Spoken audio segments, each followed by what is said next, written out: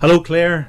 Jerry, how are you doing? We're doing great. I'm actually live already. I was trying to fill in the viewers. I better bring my video in. Well, I Um, hope you've told them I'm a Skype novice. I've never done this before, so well, it's working great. excellent. I'm asking the questions and trying to manage the technical side, but I better just concentrate since we've only got you for a short time. It's been a hectic day, I believe.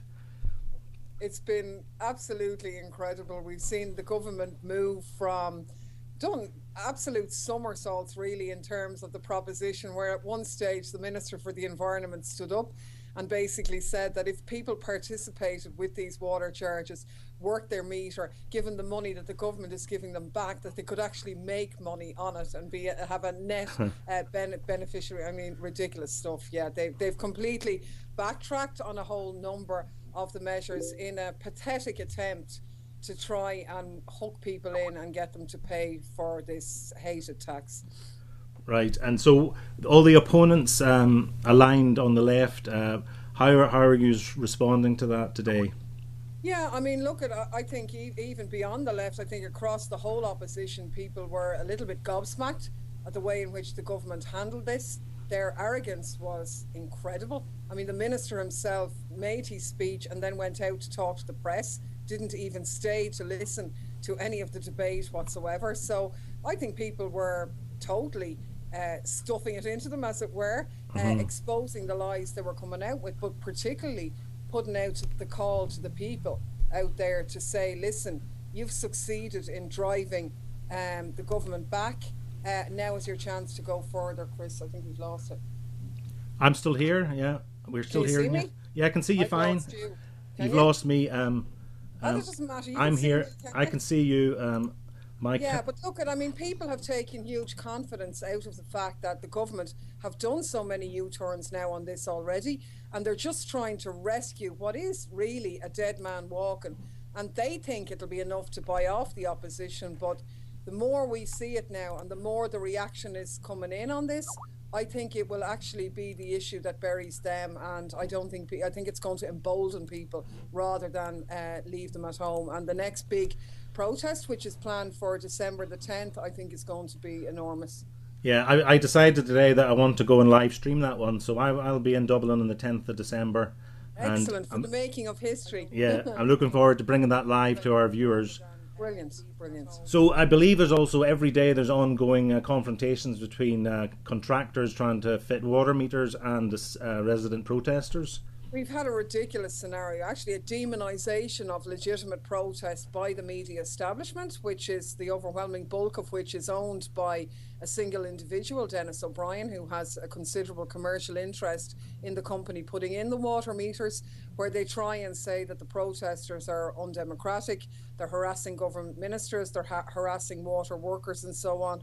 But the reality is that they're just being firm and being vocal, and it's because they're being effective, really. So there were very determined protests out in the communities in the north side of Dublin today, where the contractors were trying to put in the meters. And we know now that at every event that a minister turns up at, the Gardaí are on red alert for that. They have helicopters on standby, and they're turning up at places where protesters aren't evil. And, you know, the Minister for Justice yesterday made the point. She said, oh, this is a disgrace where good Garda resources are being diverted from other issues to deal with these unruly protesters. But we know for a fact that that the Gardaí themselves, who had been trying to look for extra resources to deal with what we call as ordinary crime, weren't allowed to have any.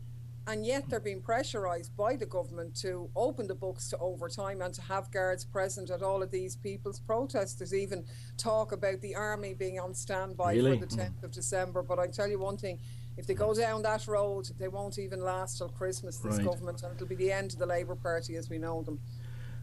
You mentioned the Labour Party because I remember in 2011 they came in talking about a fresh start. So they went into coalition with Fine Gael, and I suppose most of the anger is directed at the Irish Labour Party as betraying the working people across They, Ireland. they, They are absolutely finished. I mean, there's no doubt about it. These people came in on a mandate where they said, vote for us, and we won't bring in water charges. We'll ensure that Fine Gael don't do it either. And in essence, like, sure, you couldn't get any greater undemocratic manoeuvres like that we called it today. That's electoral fraud, really. And people believed that they were a party that represented ordinary people, a bit like the situation, how you found out about them in Scotland as well. I mean, they've just completely lost the purpose that they were set up for in the first place. They're a prop now to Fine Gael, who are a very right-wing party, and I honestly believe that they will be completely annihilated. Joan Burton, the Taoiseach, will be the last leader of the Labour Party as we know it. And I read there were in Wicklow, Sligo and Donegal, the county councils have passed motions seeking abolition of the water charges. I mean, Wicklow, Sligo wouldn't be hotbeds of socialism, I don't think. Was that fair to say? They wouldn't, and even more surprising is those who supported the motion in Donegal actually involved the government parties as well, including Fine Gael. So that is really very, very significant. All right.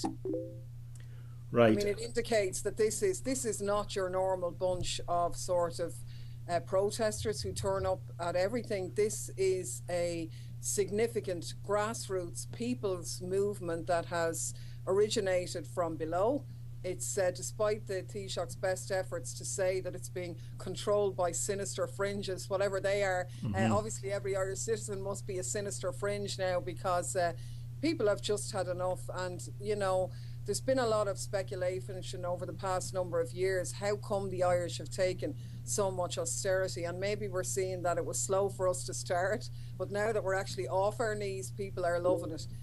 There's a really good humour on these protests. People have taken ownership of it, and they feel maybe for the first time that they have a real opportunity of shaping their future and delivering change. And the government's backtracking today sure only proved that. Yeah. So hopefully it'll be on to bigger and bolder things. Great. Well, thanks very much for joining us today. I know you've been very busy, and so I'm looking forward to live streaming the 10th of December. Really nice talking to you, Jerry, and thanks very much for the invite. Right. Okay. All the best, Claire. And you. Bye. Right, Goodbye. Bye.